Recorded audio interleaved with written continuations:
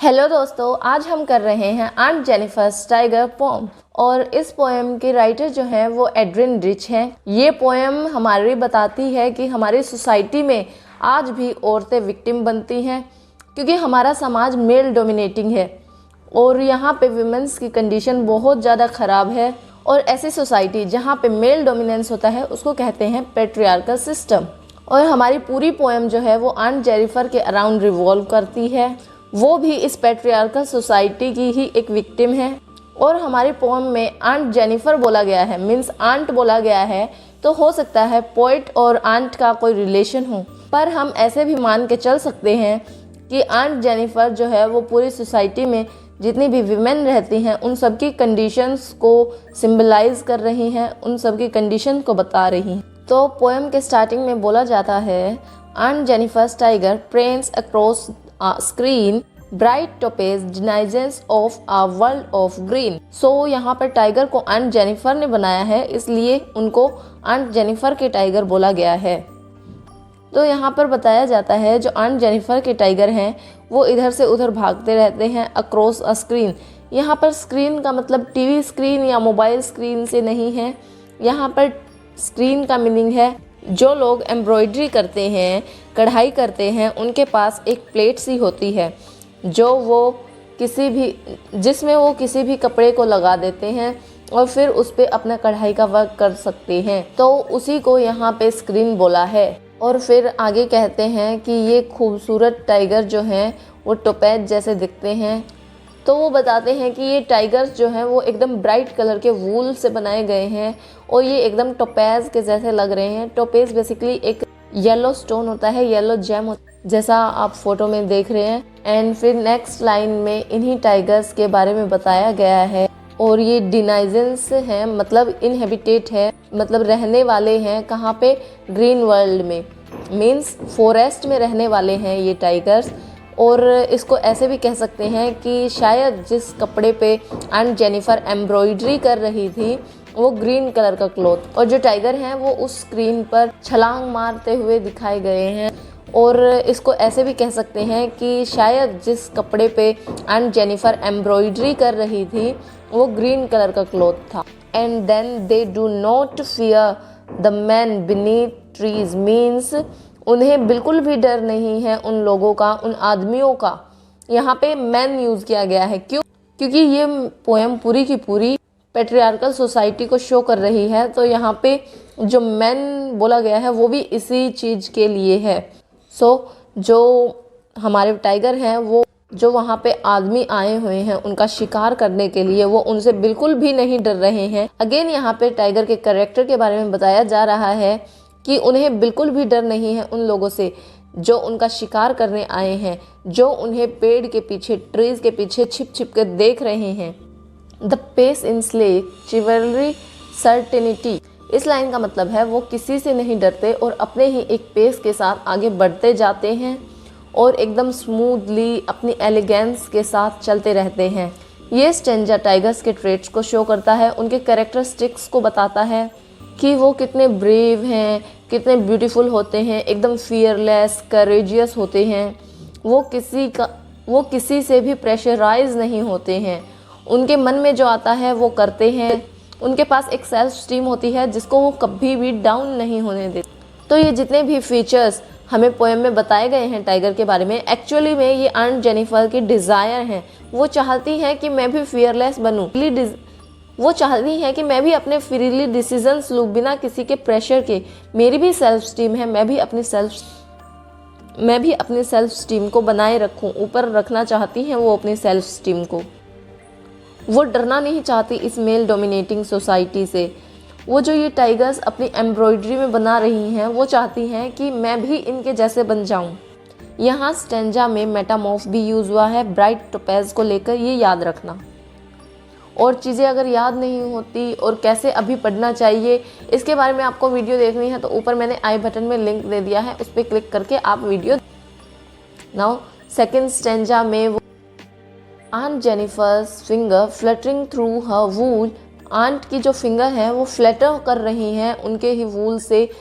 उनकी उंगलियां जो हैं वो एकदम काँप रही हैं जैसे वो वूल खींच रही हैं। तो find the ivory needle hard to pull. तो पोइट कह रही हैं कि फिंगर्स जो हैं ऑन जेनिफर की वो फ्लैटर कर, तो पोइट कह रही हैं कि जो ऑन जेनिफर की फिंगर्स हैं वो फ्लैटर कर रही हैं, वो उनकी फिंगर्स काँप रही हैं जब वो आइवरी नीडल को पुल कर रही है। मतलब वो एक छोटी सी नीडल को पुल नहीं कर पा रही हैं। बेसिकली आइवरी नीडल वो होती है जिससे एम्ब्रॉयडरी का वर्क करते हैं जिस सुई से। तो देखो इतनी छोटी सी सुई उनसे पुल नहीं हो पा रही, वो नहीं खींच पा रही उस सुई को। तो इसका क्या मतलब है? इसका मतलब है कि उनके ऊपर इतना प्रेशर बना हुआ है, वो इतनी डरी हुई हैं, वो इतनी ज़्यादा परेशान हैं, एकदम ट्रॉमा में हैं कि वो एक नीडल को बाहर नहीं निकाल पा रही हैं उस क्लॉथ से, उनको उसमें भी प्रॉब्लम हो रही है। तो यहाँ पे ऑन जेनिफर की उंगलियां कांप रही हैं और उनको नीडल निकालने में भी प्रॉब्लम हो रही है। तो अब उस प्रॉब्लम का हमें पता चलेगा नेक्स्ट लाइन में। The massive weight of uncle's wedding band sits heavily upon on Jennifer's hand. तो यहाँ पे हमें बताया गया है जो अंकल की वेडिंग बैंड है, मतलब जो अंकल ने वेडिंग के टाइम पे उनको रिंग पहनाई थी ऑन जेनिफर को, उसका वेट बहुत ज़्यादा मैसिव है। ऐसा तो नहीं है कि अंकल ने 100 किलो की रिंग ऑन जेनिफर के फिंगर में डाल दी गई होगी, पर मैसिव वेट इसलिए बोला गया है यहाँ पे रिंग का क्योंकि जो जिम्मेदारियाँ शादी के बाद एक लड़की पर आती हैं, उन जिम्मेदारियों का वेट बहुत ज़्यादा होता है, उनका बर्डन बहुत ज़्यादा होता है। अगर आपका पार्टनर ठीक है, आपका पार्टनर अच्छा है, आपका पार्टनर अच्छा है, आपका पार्टनर सपोर्टिंग है, तो फिर वही रिंग आपका लव का सिंबल बन जाती है। पर अगर आपका पार्टनर सही नहीं है, आप एक टॉक्सिक रिलेशनशिप में हैं, तो वही रिंग जो है आपके लिए मैसिव वेट बियर करेगी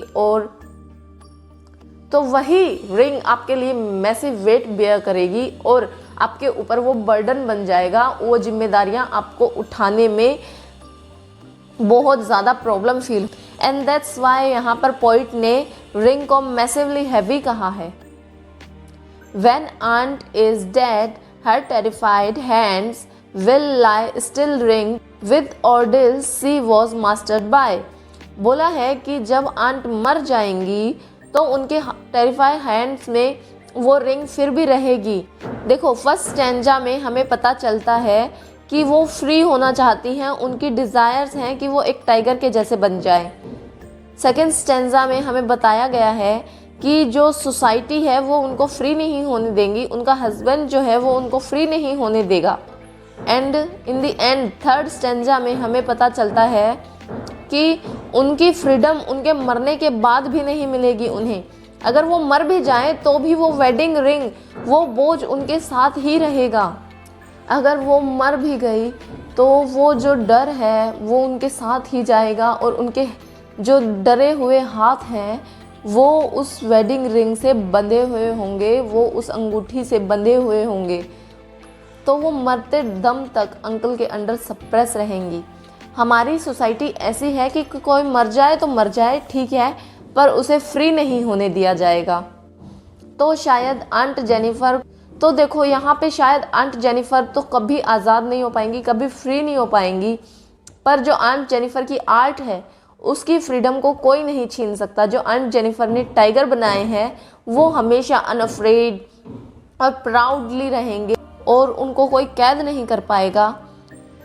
आंट को तो दुनिया ने, लोगों ने और इन सोसाइटी ने और अंकल ने भी उनको रोक लिया, उनको सप्रेस किया है। पर जो आंट जेनिफर ने एम्ब्रॉयडरी बनाई है, आंट जेनिफर के मरने के बावजूद भी वो आज़ाद रहेंगे, वो अपने प्राउड को कैरी करेंगे होकर आगे और लीडर होकर आगे बढ़ते रहेंगे। तो इनको कोई रोकने वाला नहीं हो, इन्हें कोई दबा नहीं पाएगा। और ये आंट जेनिफर की वो डिज़ायर्स हैं जो कभी फुलफिल नहीं हुई। तो यहाँ पर हमारी पूरी पोम ख़त्म होती। तो इसमें यही दिखाया है सोसाइटी में आज भी वीमेन की ऐसी कंडीशन है जहाँ पे वो सप्रेस्ड है, वो आगे बढ़ना चाहती है पर उसको बढ़ने नहीं दिया जाता, और वो ये सब सह भी ले, वो ये सब झेल भी ले, उसके बाद भी उसको फ्रीडम नहीं मिल पाती है, उसको और ज़्यादा सप्रेस ही किया जाता है। और मरते दम तक वो अपने रिस्पॉन्सिबिलिटीज़ से, इन जिम्मेदारियों से कभी फ्री नहीं हो पाती, बल्कि में मरने के बाद भी उसके ऊपर रिस्पॉन्सिबिलिटीज़ बनी हुई रहती हैं। तो यहाँ पर होता है पूरा एक्सप्लेनेशन ख़त्म। और अगर फिर भी कोई डाउट हो तो आप कमेंट सेक्शन में पूछ सकते हैं। And that's enough for today. If you have any doubt you can ask in comment section, और I am also available on Instagram. आपको कोई भी प्रॉब्लम, आपको कुछ भी पूछना हो किसी भी एग्जाम रिलेटेड, आप मेरे पास आप DM कर सकती हैं। तो तब तक के लिए tata bye bye, take care.